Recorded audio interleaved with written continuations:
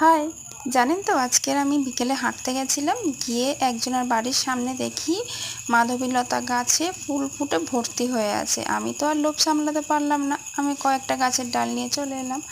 তো ডালগুলোকে আমি তেড়ছা করে কেটে নিচ্ছি, সব কটা ডাল একই সাইজের করে কেটে নিলাম, নিয়ে জলে একটু ডুবিয়ে নিলাম। এখানে আমি 50% গার্ডেন সয়েল এবং 50% রিভার স্যান্ড নিয়েছি, নিয়ে সয়েল মিক্স তৈরি করেছি। সয়েল মিক্সটা আমি একটু জল দিয়ে ভিজিয়ে নিলাম, নিয়ে হরমোন পাউডারে ডালগুলোকে ডুবিয়ে নিলাম,